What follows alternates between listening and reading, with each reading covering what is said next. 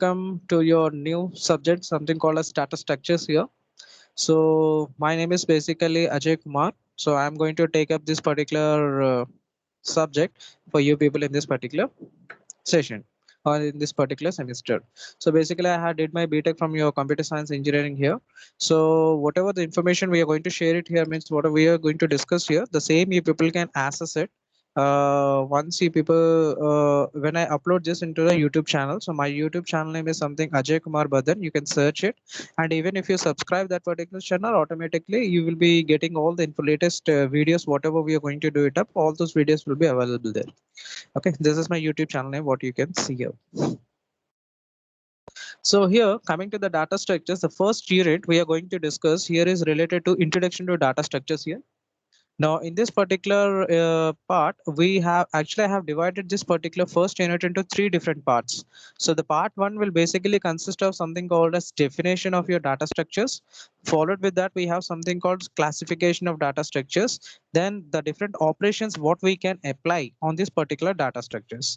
And followed with that, we have something called as abstract data type and preliminaries of algorithms and time and space complexity. So all these things we are going to take place or we are going to consider it for your part one. So here, what exactly you mean by data structure? What is the necessity of having these data structures for a programming languages? And what is the what are the different operations we can apply? All those we are going to discuss in this particular scenario.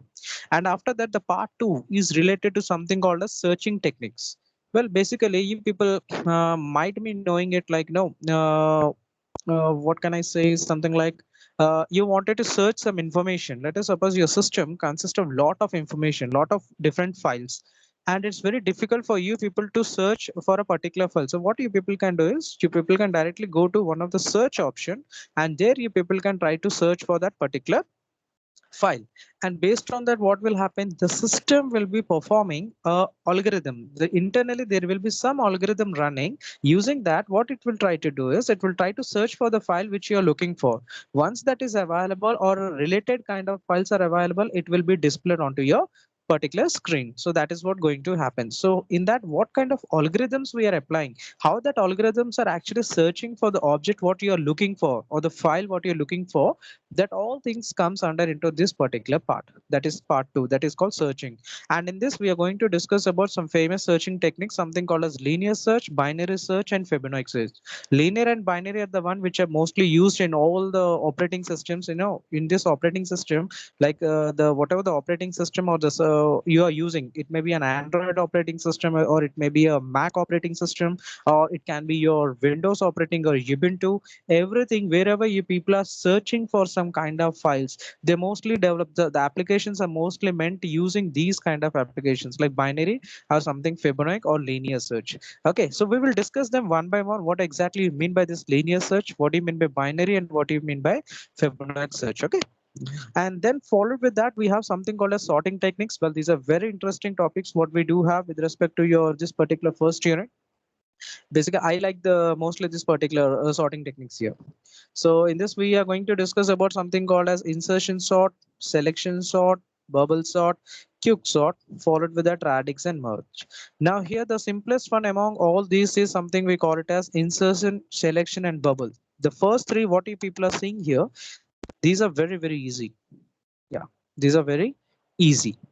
You people can understand the concept well, and you people can write the logic on your own.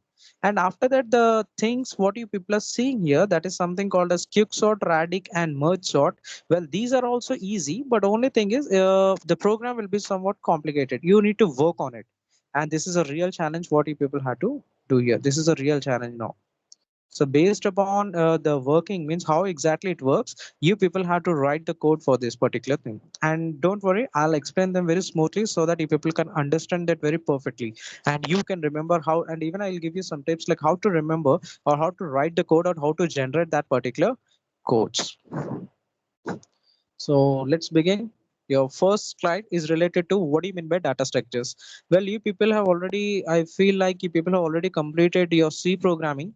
So in the C programming, you people have already might have seen a lot of information related to how to write a program. You people have gone through various syntaxes, right?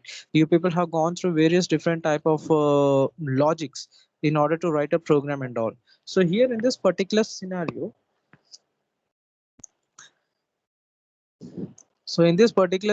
we have something called data structures.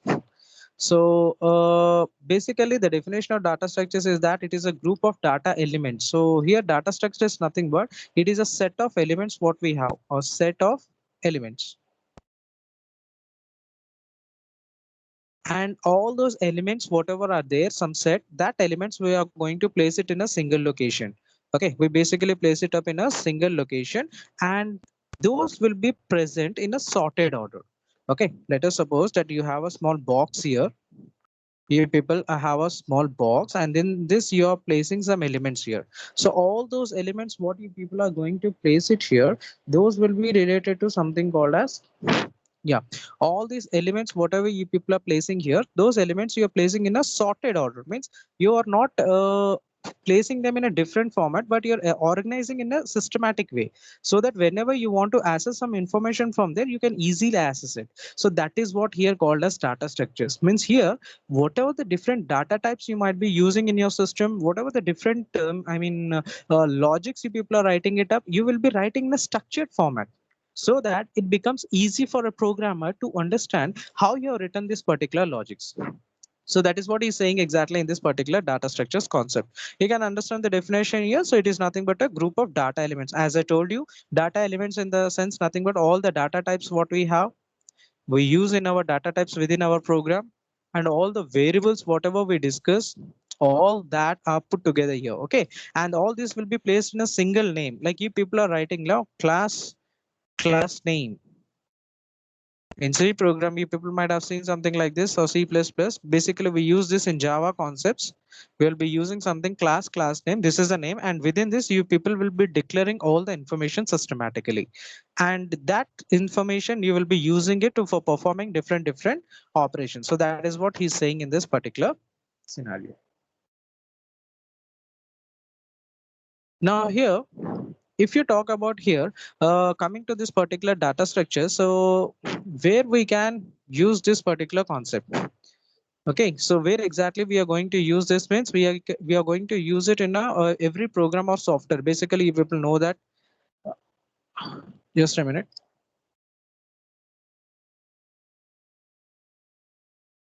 Yeah. So here, basically,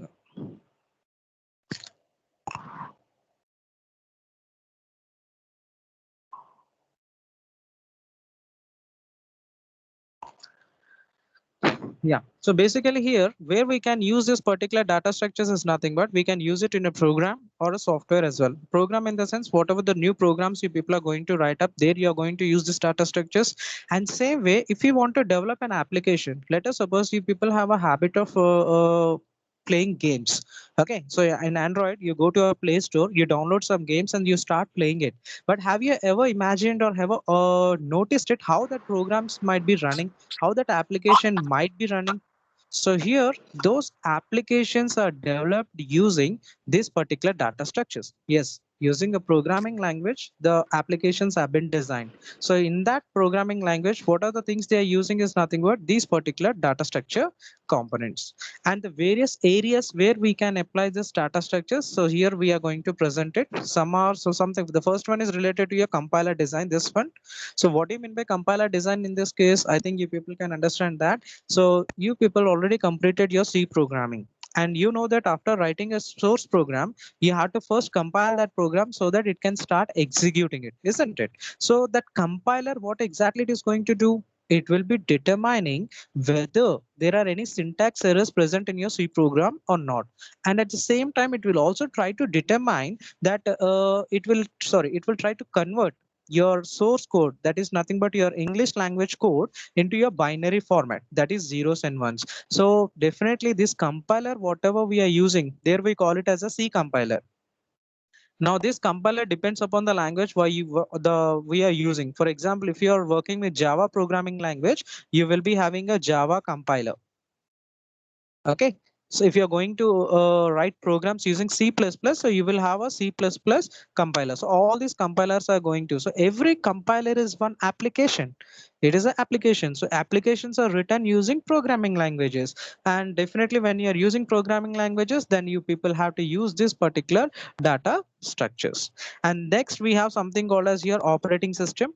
Now, if you talk about this particular operating system, this is we do have this particular subject in the coming semesters for you people, and even this database management system. These two are the most important subjects we do have, and I think operating system you people are already familiar with because you people are using mobile phones, and in your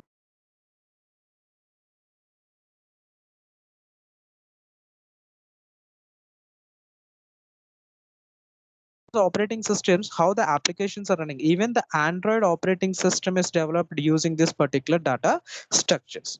Now, apart from that, we also have something called a simulation. This one, I want to relate this with the example of your games, simulation games. Like you people have bus simulation games, aircraft simulation games, you people might have played, right? All those kind of simulations, that applications are developed using this particular data structures. So there also data structures are used in order to develop that particular games. And followed with that, we have something called artificial intelligence. This is the latest technology what we do have in the coming years, and already it is trending, and in the coming years it will be much more powerful when compared to all other technologies we do have.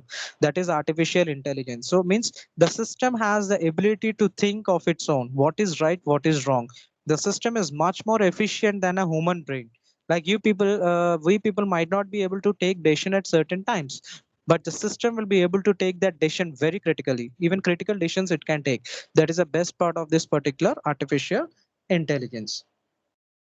And after that, we have something called as graphics.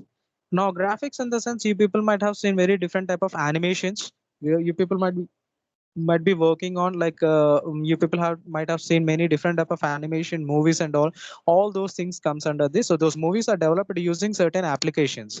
Okay, so that applications are developed using a programming language, and that programming language usually consists of data structures. So basically if you see here, all the software related applications whatever we are talking about here in this particular scenario, every application is actually having a very big role of related to your data structures, and it is not going to change until all the applications are existing. Definitely you will be having these particular data structures. So whenever you people are actually going to solve the problem, whenever you people are going to solve a particular problem, there are certain steps that need to be followed to selecting a data structure. Like you want to select a data structures, for example, I want to give an example here.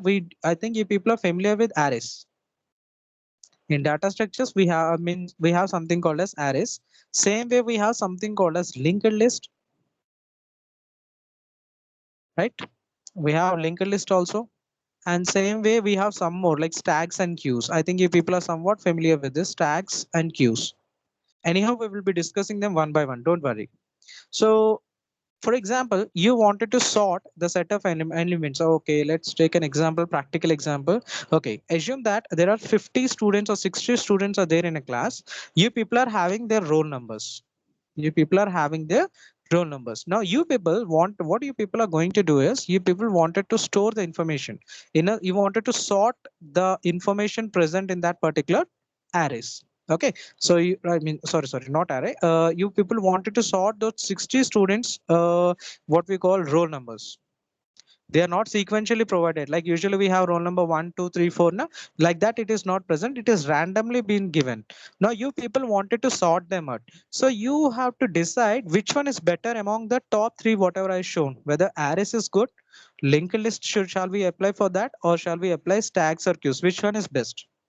So you should be able to determine. So based upon the problem, you have to determine which one is best, and that particular data structure you should be able to apply it. So in this particular scenario, he has given three basic steps to follow. If you are able to follow these basic steps, you will be getting a perfect data structure using which you will be able to solve your problem. So what are those? Let's see. Let me erase it. Yeah. So first thing he is asking you what to do is first analyze the particular problem. So what is the problem exactly? So what is the problem we have taken here? Sorting. Sorting the sorting the roll numbers. I wanted to sort the roll numbers now. So that is my problem.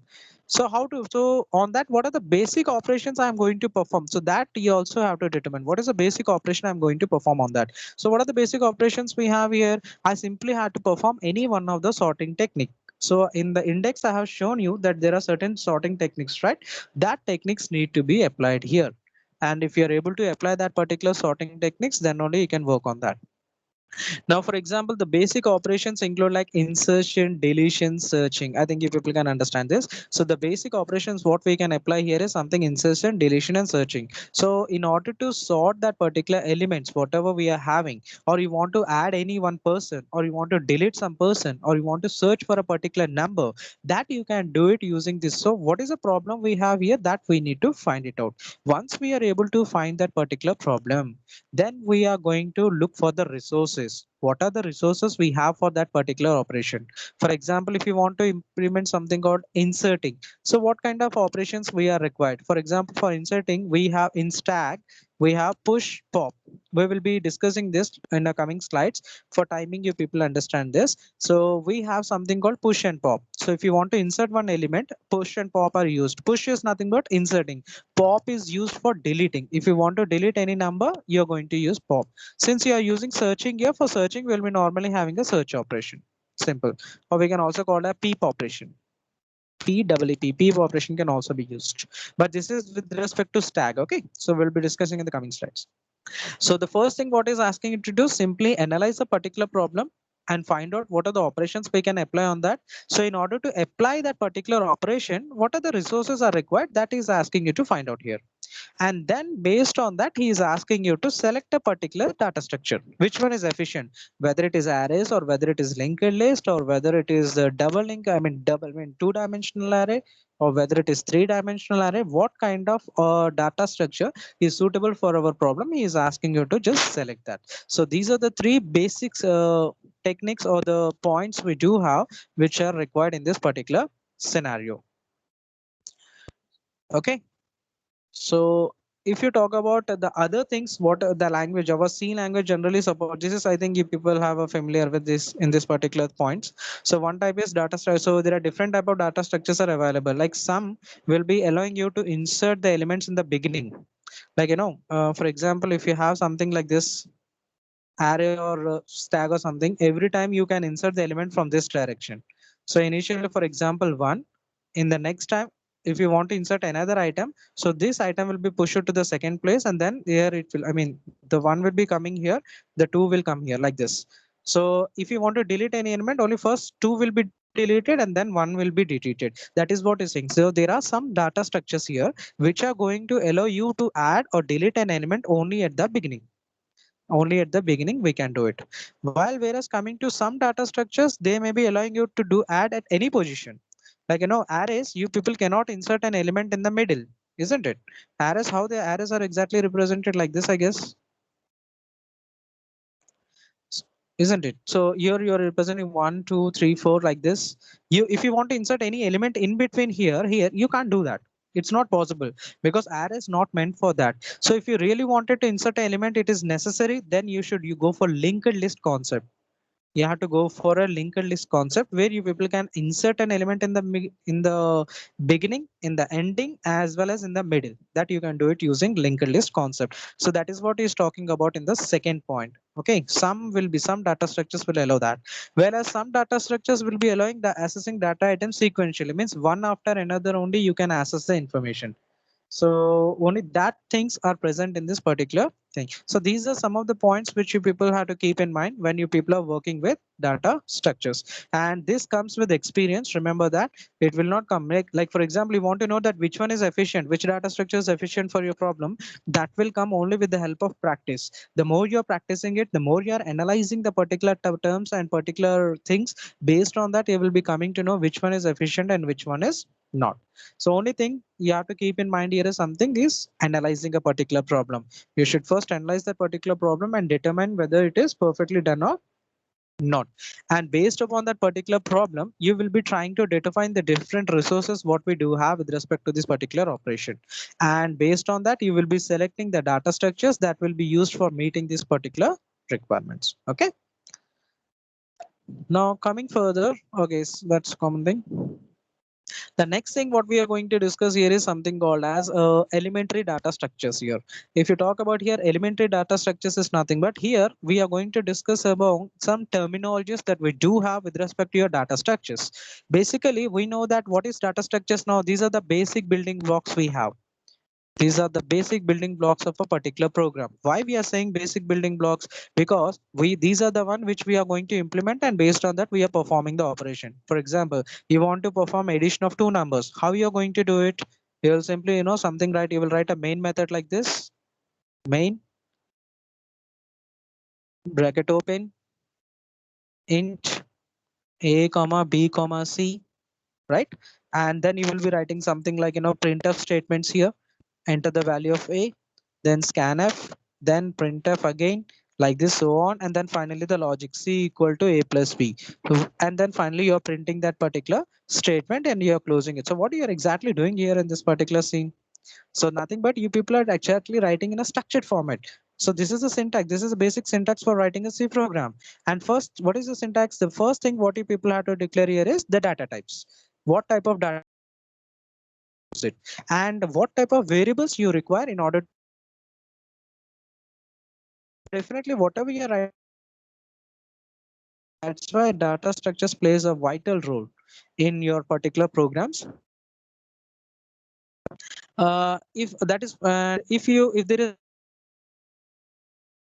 there is no systematic way of representing a program like this, then definitely your program may not be working perfectly. Okay, so in order to make your program work perfectly, you have some terminologies here which you should remember, which we are going to use in this particular scenario. So what are those? The first one what we have is the data. What I mean by data here is nothing but it is a value. Okay, like you people are writing something like int a equal to 10. So what does that mean when you're declaring a statement something like this, a equal to 10? What you're doing is you people are declaring one value. This value you people are storing in a variable called as a. Now here the system, your operating system will allocate a memory here.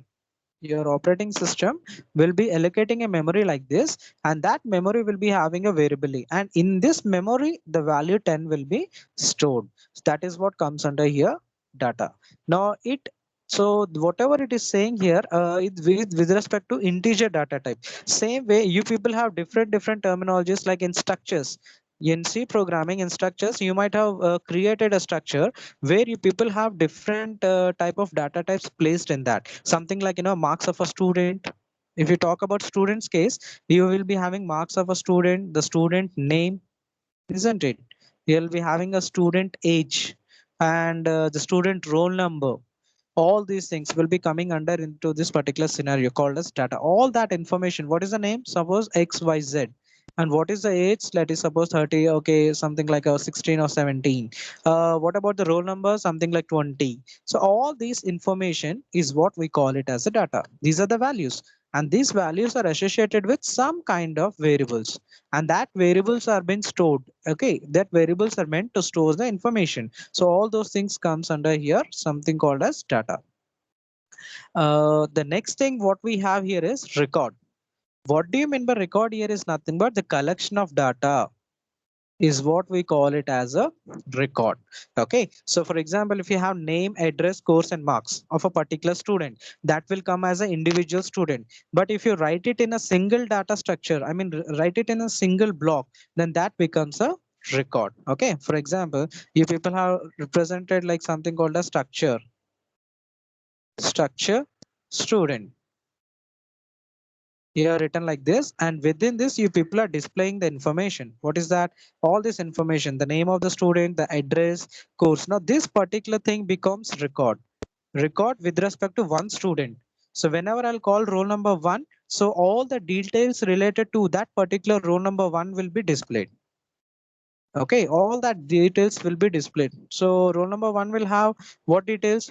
The roll number, the name of that particular student, okay, and followed with that what is the address of that particular student, okay, what is the course she has joined, what are the total marks she has obtained. All that information will be displayed with respect to the student called roll number 1.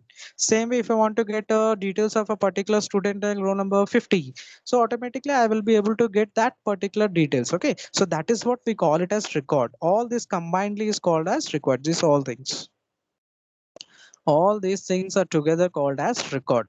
If you are talking about individual, then we call it as a data. If it is individual, then we call it as a data. If it is in a group, then we call that as a record. Okay. So the next thing that comes up here is file. So this is a step-by-step process. Okay. First data. So collection of data, we call it as a record. And now collection of records is what we call it as a file. It is something like a hierarchy. Okay, one after another it is coming up. So file is nothing but it is a collection of related records. So related means, for example, as I told you in the previous example, we had taken one student example, like roll. I want to get the details of a single student. So it is displaying only the single student details. But I have total 60 student details. I want to place it somewhere. Where I have to place? Definitely I need to create a folder. I'll be creating a folder. Within that folder, I'm going to place it up and then I'm going to perform the operation. So that comes under here, we call it as a file. Okay, all the records will be stored in a particular file. So the 60 students information will be present in a file, and I will name that as depending upon the roll numbers or something like n. I mean what we call the year of batch. Like if people are 20 nm, so I'll be writing as 20 nm in the folder name, and within that all the 60 students records will be present in that particular location. And then comes primary key. Well, this concept you people will be coming across in a DBMS, this particular thing. So this will be coming in DBMS concept. So DBMS is nothing but database management system, where you people will be storing the information. You will be storing a lot of information. But in order to get that information, what you people have to do, you require some key. Okay, let me give an example. Suppose there are, as I told you like previously, we have something called 60 students, right? And all the 60 students records are available. Okay, that all 60 students records are available in the system. Now I wanted to get a particular student record. Suppose roll number 55. So how I am coming to know means this roll number will be the key, primary key. We call it as a primary key. This will be always a unique key. Okay. Why? Because the roll number can never be same. Names can be.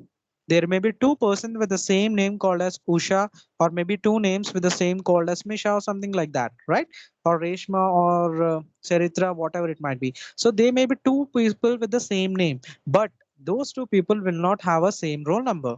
They will be having a different roll number. So using that roll number, I will be able to get the details. That roll number is what I am calling it as here a primary key. So mostly used in database where you're storing the information and you try to get the details of a particular person using this particular primary key. So here in your case, as a student's point of view, the key here, the primary key will be acting as a something called as your roll number. Your roll number will act as a primary key. Okay. So these are some of the terminologies that what we are having in this particular thing. Let's talk about the different classifications here. So what are the different classifications we have? Well, basically, the data structures is classified into two types here. You can already see here. I did not highlight it. This is something primitive, non-primitive. Okay, so the data structures are basically classified into two types. Either it will be a primitive data type or it can be a non-primitive. So let's discuss them. So what do you mean by primitive here in this particular sense is nothing but primitive are the one which actually consist of fundamental data types. What do you mean by fundamental data types? Can anyone tell me? What do you mean by fundamental data types? So, okay, fine. I'll tell you. Fundamental data types are nothing but these are something like the data types which are given by the system itself, by the programming language itself.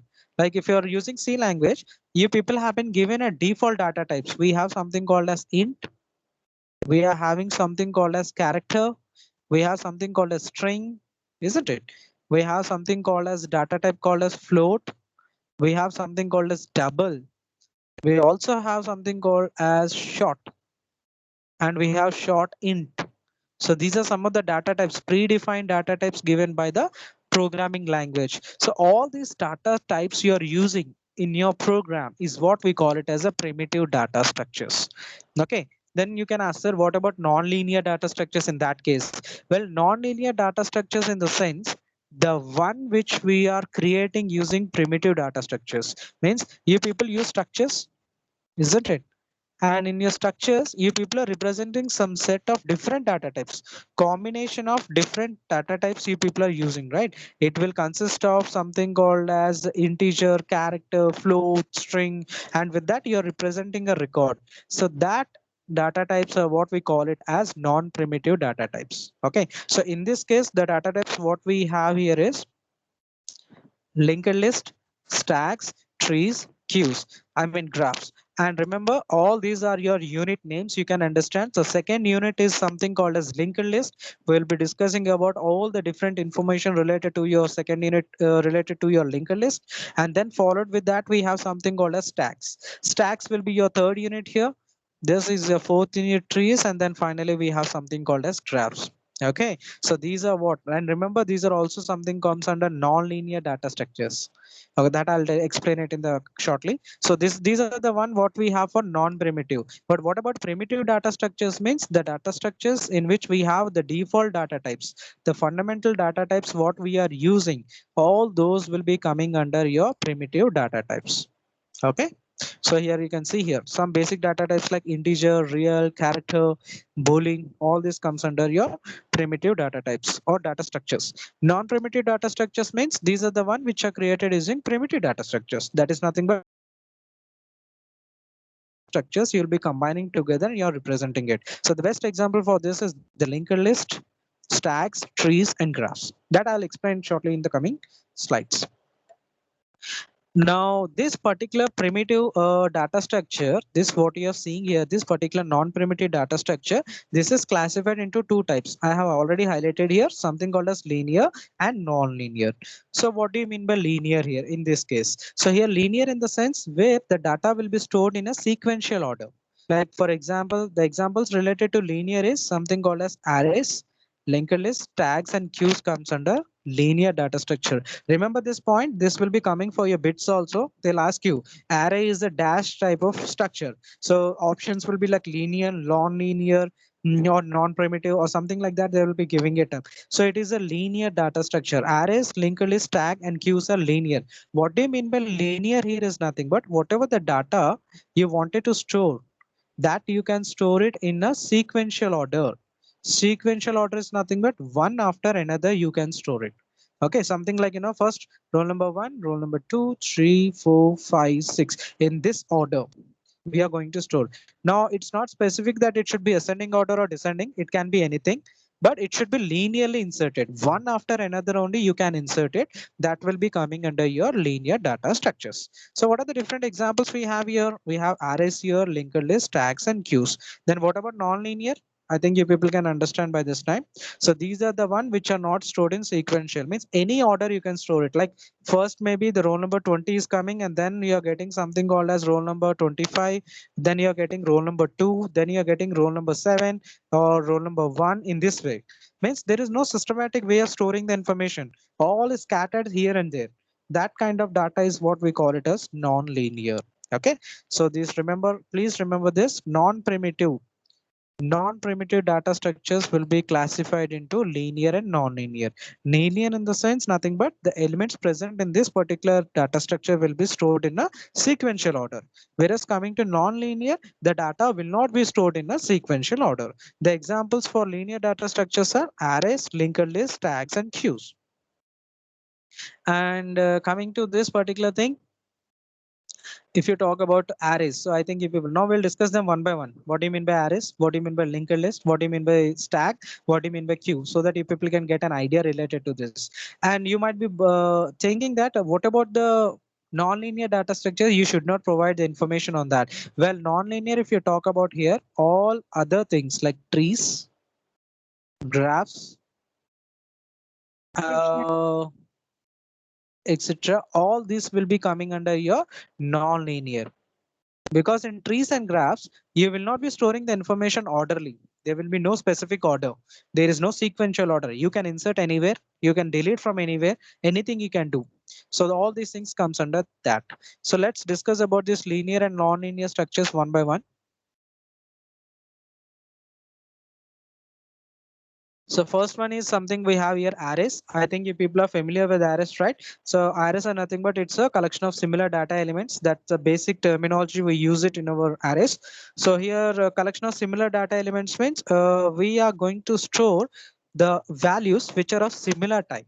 Like you can store, for example, you're declaring an array here, and within this array you want to store the data. So either you can store, if you want to store a float, if you're declaring this particular array A using a float variable, I mean float data type, then definitely you can store the float values in this. If you're declaring that with the integer, then you can store all the values will be of type integer. It's not that one value will be a integer type, another value will be of a float type, not of that kind. Okay, and how we can access this particular information, or if we wanted to know what is the third value present in this particular array, how can I determine it? Using something called as subscript. Subscript is represented here, right? I equal to 0, 1, 2, 3. So all this comes under subscript. Let me show you the diagram so that it becomes easy for you people. Yeah, so here I have taken example int marks 10. So I have created a memory. I have asked the operating system to create a memory of size 10. Now, among this particular 10 size, if you see here, the subscript, this is what we call it as a subscript. Within the bracket, whatever the value you're seeing, we call it as a subscript, or we can also call it as an index. Okay, so whatever the value is present here, this one, this is what we call index. And marks is nothing but this is a variable, and this is the data type. Integer is a data type. Now here, whenever I want to access the information, I need to provide this index, and based on that index, I will be getting the information. And I think you people are familiar that whenever you're talking about arrays, it will begin from 0. The location always begins with 0. And from 0, the information will be stored. So when you're declaring, so here I have allocated slots for 10 elements. So 0 to 9 will be the index. But when I'm storing the elements, I have represented with values 1, 2, 3, 4. That up to our wish. You can store other elements also. It's not necessary you have to store this only. You can store something like your 20, your 30, or 10, 15, 4, 25, something. Whatever you, that's up to you wish. Depending upon your program, whatever writing, you people can write it up. This is the way how we exactly declare this particular thing. But even after doing this much, we do have certain limitations in this particular data structures. That is an array data structure here.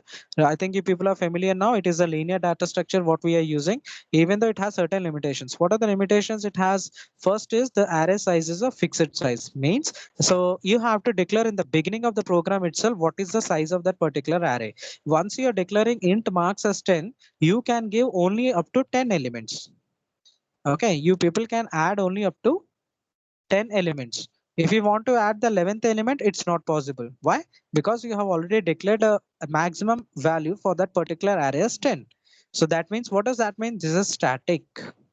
I think if people are familiar with static, static means fixed. Once you are declaring it, you cannot change it. Either you have to enter into the program and then you have to change it. Dynamically, you cannot change. That is what called as static. Then we have data elements are stored in continuous memory allocation. Well, this is related to your operating system. This statement is related to operating system. Within your operating system, you are having hard disk, right? This is your hard disk.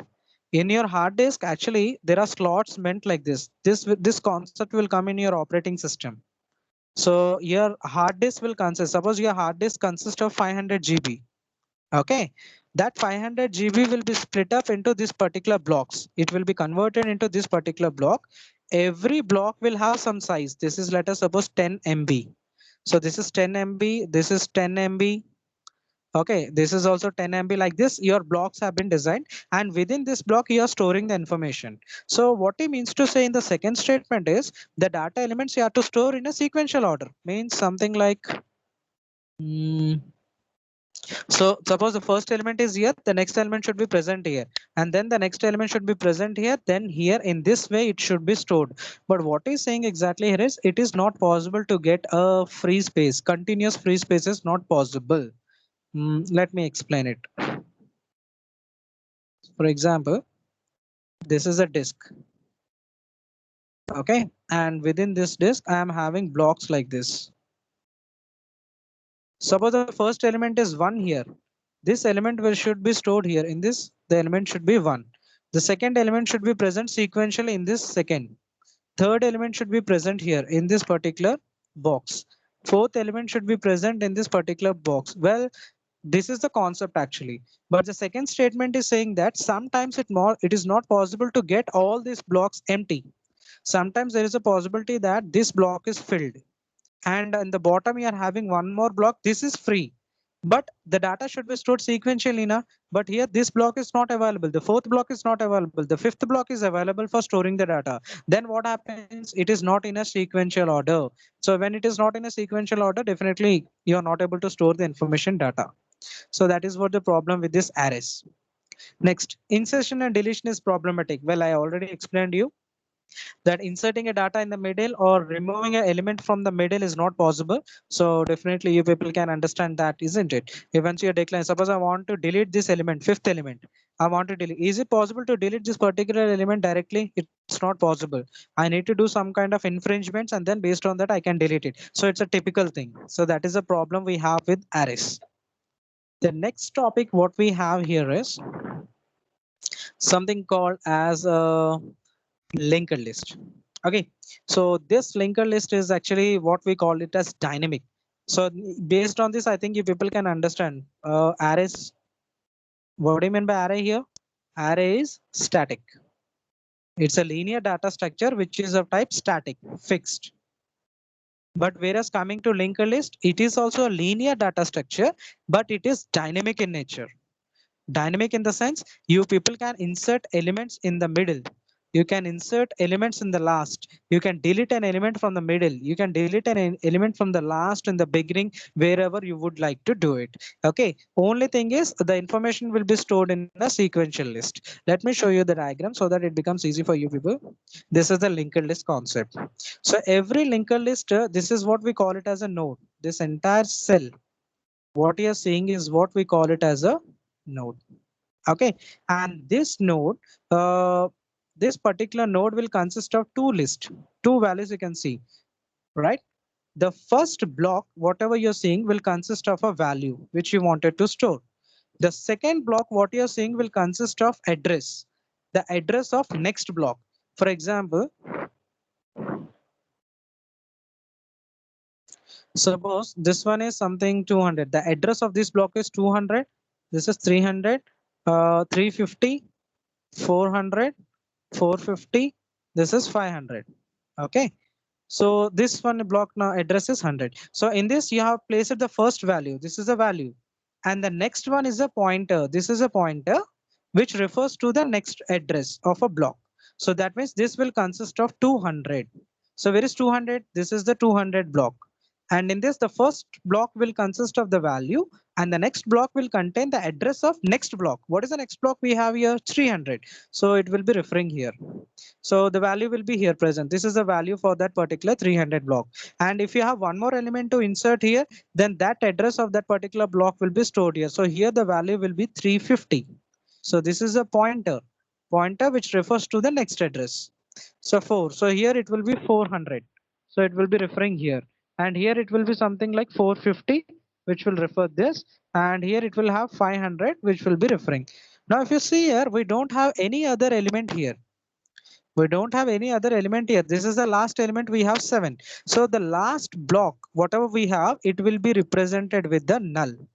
It will be represented with the null pointer. Means there is no other element to insert in that. In case there is a new element coming up, if you want to insert a new element here, you will be coming here one more block like this.